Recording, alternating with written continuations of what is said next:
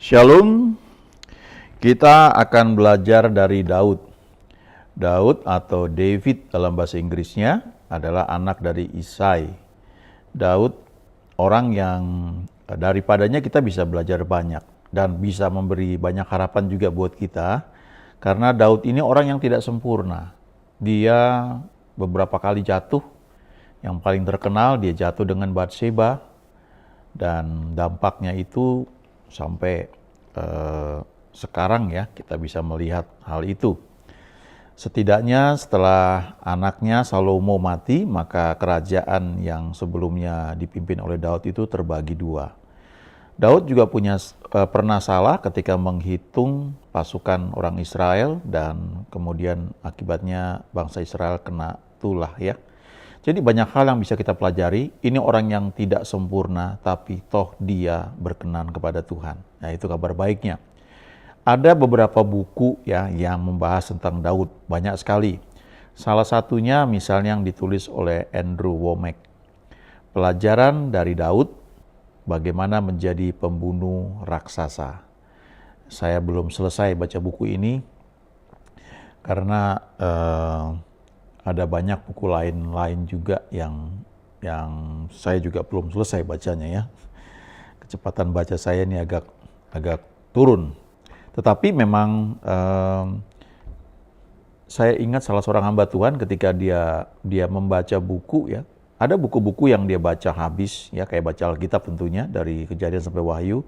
Tapi ada juga buku-buku tertentu yang tiba-tiba dia tergerak baca satu pasal tertentu ya atau bab tertentu, dan itu diperlukan ketika dia entah sedang mencari tuntunan Tuhan atau bisa juga sedang mempersiapkan satu materi misalnya ya, mau pelayanan, mau menyampaikan firman Tuhan atau ya tuntunan pribadi. Tapi saya percaya banyak hal yang bisa kita pelajari dari Daud. Dia tidak hanya seorang pembunuh raksasa yang mengalahkan Goliat, tapi dia juga orang yang diberi gelar berkenan kepada Tuhan ya, man after my own heart ya. Sekian tahun yang lalu waktu saya masih kuliah, ada buku ini ya yang terkenal. Judulnya Hati yang Berkenan kepada Allah. Dan ini memang buku yang berisi tentang kehidupan Daud.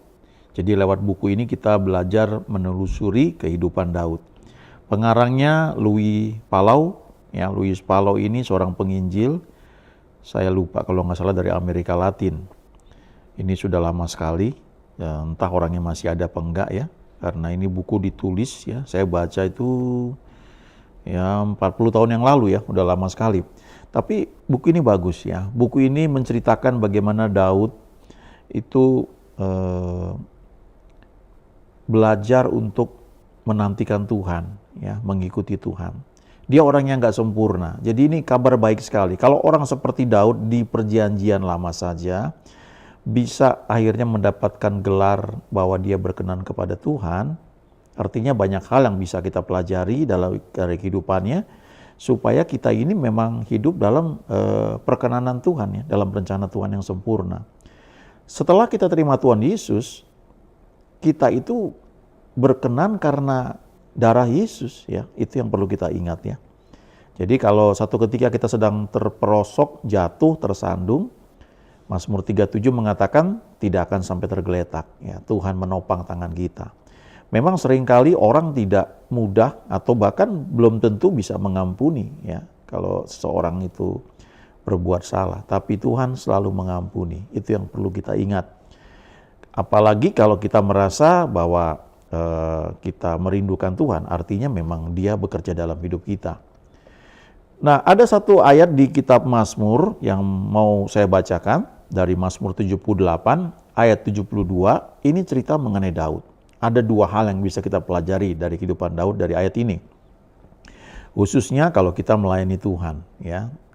Tentunya semua semua orang yang sudah terima Tuhan Yesus ya melayani Tuhan, entah itu di gereja, di pelayanan rohani, atau di kantor ya, di pekerjaan. Seperti Daniel, Sadrak, Mesakh, Abednego. Bahkan Daud itu kan dia bukan full timer, ya, dia raja, dia memimpin bangsa yang besar, dia memimpin sehingga bangsa Israel itu dibawa dalam tuntunan Tuhan. Nah, ayat ini di ayat 72 ya, dikatakan ia menggembalakan mereka dengan ketulusan hatinya dan menuntun mereka dengan kecakapan tangannya. Ia di sini adalah Daud. Daud menggembalakan mereka, mereka itu umat Israel, umat pilihan Tuhan ya, atau bangsa yang Tuhan yang pilih pada waktu itu. Jadi Daud menggembalakan umat Tuhan atau Daud menggembalakan bangsa Israel dengan hati yang tulus, dengan ketulusan hati, dan menuntun mereka, menuntun bangsa Israel, menuntun umat Tuhan dengan kecakapan tangannya. Ya, kita perlu lihat di sini bahwa Daud yang memimpin bangsa yang Tuhan pilih ya. Tapi kita lihat dulu 3 ayat sebelumnya ya supaya lebih jelas ya sebelum baca ayat 72. Jadi saya bacakan dari ayat 69, Mazmur 78 ini. Ia, yaitu Tuhan, membangun tempat kudusnya setinggi langit. Laksana bumi yang didasarkannya untuk selama-lamanya. Ayat 70, dipilihnya Daud, hambanya, diambilnya dia dari antara kandang-kandang kambing domba. Ayat 71, dari tempat domba-domba yang menyusui didatangkannya dia untuk menggembalakan Yakub umatnya dan Israel miliknya sendiri. Jadi ini cerita bagaimana Tuhan itu punya proyek, ya, punya satu pekerjaan besar. Dikatakan bahwa Tuhan itu membangun tempat kudusnya setinggi langit, laksana bumi yang didasarkannya untuk selama-lamanya. Lalu ayat 70 ya, dipilihnya Daud hambanya. Jadi Tuhan itu memilih. Ya. Jadi kalau baca Mazmur 89 kalau nggak salah, itu juga cerita bagaimana Tuhan itu memilih Daud. Ya. Dipilihnya Daud hambanya, dan waktu dia pilih itu diambilnya dari antara kandang-kandang kambing domba. Ya, jadi Tuhan milih bukan datang ke kampus terkenal misalnya, ya di Indonesia ini atau mungkin di luar negeri, ke Harvard misalnya atau ke manapun. Tentu Tuhan bisa pakai semua orang, tapi khusus untuk Daud ini ceritanya, Daud ini diambil, dipilih dari antara kandang-kandang kambing domba. Ya. Dari tempat domba-domba yang menyusui didatangkannya dia dengan tujuan untuk menggembalakan Yakub umatnya dan Israel miliknya sendiri. Jadi Daud Tuhan pilih untuk tujuannya menggembalakan Yakub umatnya, umat Tuhan, milik Tuhan, dan Israel miliknya sendiri, milik Tuhan. Jadi ini pelajaran pertama yang perlu kita ingat ya, bahwa Daud itu dipilih oleh Tuhan menggembalakan umat Tuhan, bukan milik Daud. Nah, kalau kita aplikasikan dalam pelayanan, ketika Tuhan memanggil kita dalam melayani, apalagi misalnya kita menggembalakan atau jadi leader dalam pelayanan, kita perlu ingat yang kita pimpin, yang kita gembalakan adalah umat Tuhan, ya, bukan karyawan kita, ya, bukan sekedar orang yang kita gaji. Kalau kita punya perusahaan kan kita buat satu sistem, kita menggaji orang, ya. Itu secara umum. Tetapi kalau kita owner atau kita direktur, kita juga bisa bertindak sebagai seorang gembala. Kita bergerak sebagai seorang profesional, ya, dengan orang-orang karyawan yang kita pimpin, kita train mereka, ada aturan sehingga mereka produktivitasnya baik. Kita juga menggaji mereka dengan baik, dengan benar. Kita tidak memanfaatkan mereka, tapi kita juga bisa membimbing mereka, menggembalakan mereka. Ya, tentu sedikit beda dibandingkan dengan kalau kita menggembalakan satu jemaat atau gereja Tuhan atau umat Tuhan. Karena kalau kita menggembalakan gereja, ya, saya masih belajar, harus belajar sekali, banyak hal yang harus dipelajari. Tapi dari apa yang saya tahu, dari apa yang saya baca, buku-buku orang-orang yang menggembalakan, orang-orang yang berkembang dalam pelayanan itu, ada satu hal yang mereka pegang, bahwa umat yang digembalakan itu adalah milik Tuhan.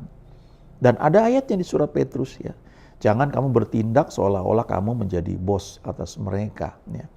Mereka adalah umat pilihan Tuhan, milik Tuhan dan kita menggembalakannya. Ini hal mendasar yang perlu kita ingat ya.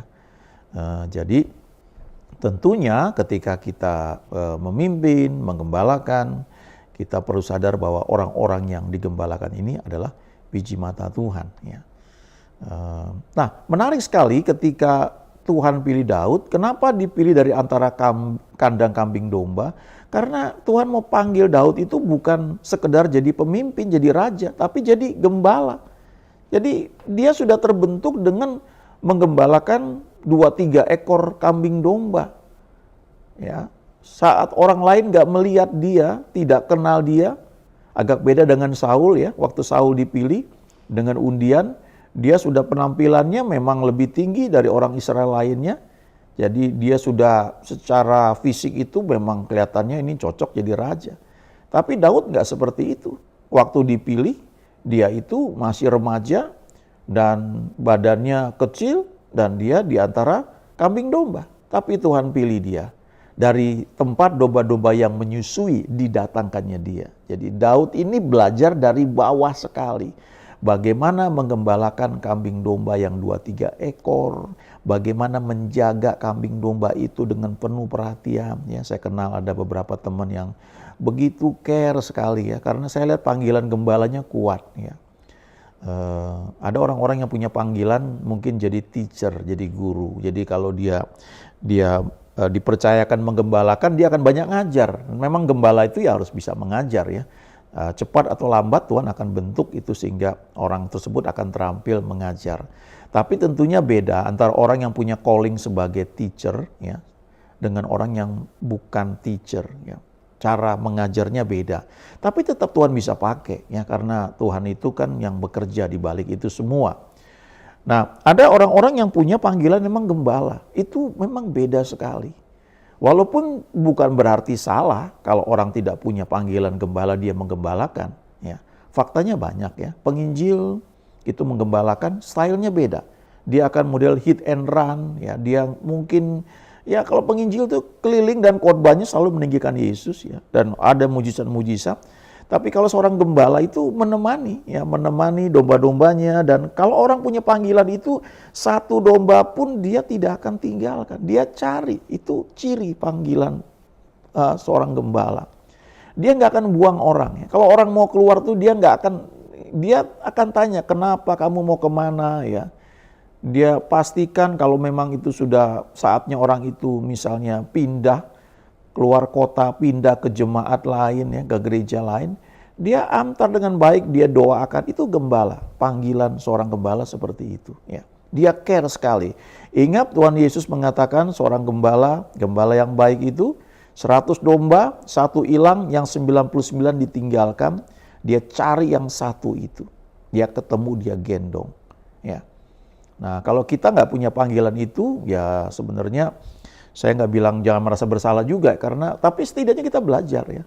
Kita belajar untuk tidak kita harus melihat orang itu sebagai milik Tuhan ya. Jangan gampang-gampang gitu ya kita buang ya, kita singkirkan dan sebagainya. Itu bukan seperti itu ya. Tapi memang ada orang yang punya panggilan gembala itu kuat sekali ya.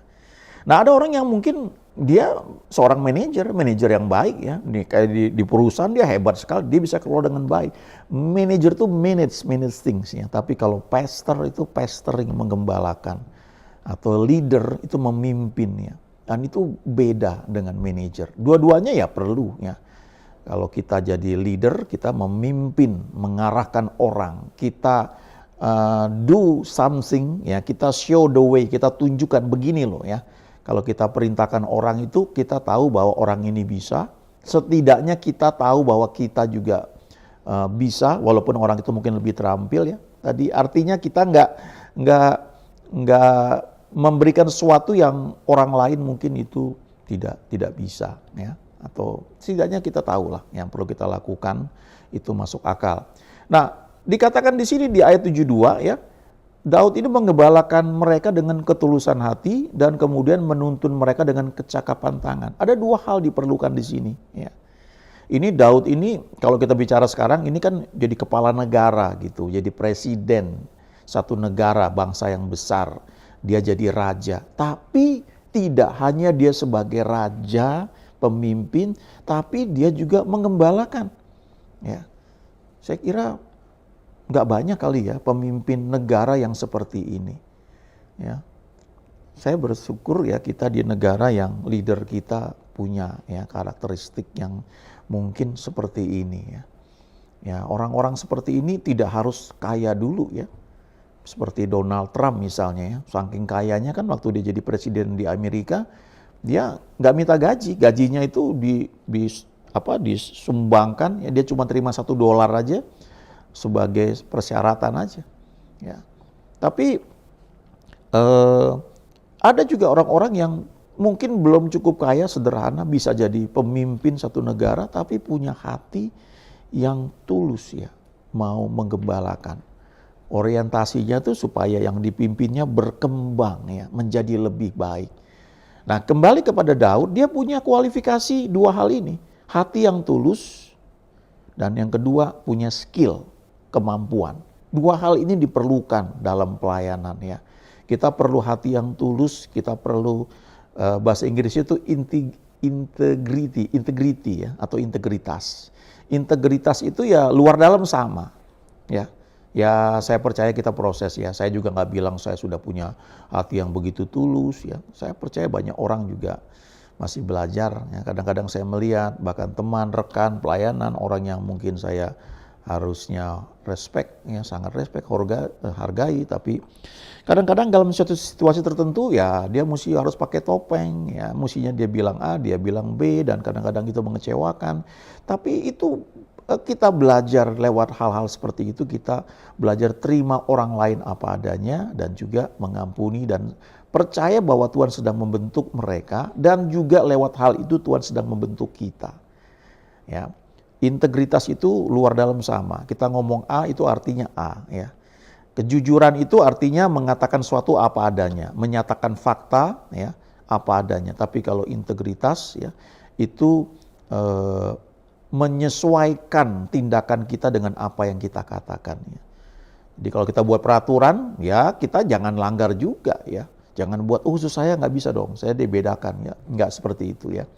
Barangkali ada hal tertentu yang memang itu terjadi karena situasi yang tidak memungkinkan ya, itu hal yang beda ya. Tapi prinsipnya ini ya, integritas itu ketulusan hati, sesuatu yang kita katakan kita lakukan hal itu juga ya. Yang kedua adalah skill. Nah ini lewat pendidikan, lewat pengalaman sehingga bisa bertumbuh ya. Kita memimpin tidak hanya dengan doa. Doa itu membentuk kita, Tuhan menggerakkan kita, melatih kita. Lalu kita diberi skill, ya skill berhubungan dengan orang, skill dalam manajemen ya. Sehingga semuanya itu bisa berkembang dengan baik ya. Bersyukur ada orang-orang seperti itu ya. Kadang-kadang ada orang yang punya mungkin karunia untuk jadi gembala, tapi dia perlu dibantu dengan orang-orang yang punya kemampuan manage sehingga pelayanan bisa berkembang. Yang mengatur uang, mengatur perencanaan dan sebagainya, itu ada namanya karunia yang memimpin atau karunia bidang administrasi. Kalau kita kenal tempat kita di situ, enjoy di situ dan nggak perlu iri pada orang lain ya. Dan kalau kita mengerti ini ya, kita menjadi orang seperti Daud ini ya, David, a man after God's own heart ya. Orang yang hatinya mengikuti hati Tuhan. Tidak semua harus jadi pemimpin yang berdiri di depan, tidak semua harus jadi pengkhotbah, tidak semua harus jadi worship leader, tidak semua harus jadi gembala atau pendeta ya. Tidak semua harus jadi wakil gembala atau pendeta senior atau apapun gelarnya ya. Ada yang memang Tuhan panggil mungkin menjadi pemusik ya. Don Moen itu setahu saya tidak menggembalakan ya. Tapi lewat pujian penyembahan lagu-lagu yang diciptakan, berapa banyak orang yang disembuhkan, ya, digembalakan lewat pujian yang dia naikkan. Ya. Mari kenali panggilan Tuhan, izinkan Tuhan membentuk kita. Ya, punya hati yang tulus itu proses. Kalau kita kepleset, jangan putus asa. Tuhan selalu mengampuni, datang kembali kepada Tuhan, dibentuk lagi. Dan yang kedua perlu skill, ya. Perlu latihan musik, perlu skill berkhotbah dan sebagainya, tapi perlu juga hati yang tulus ya. Amin.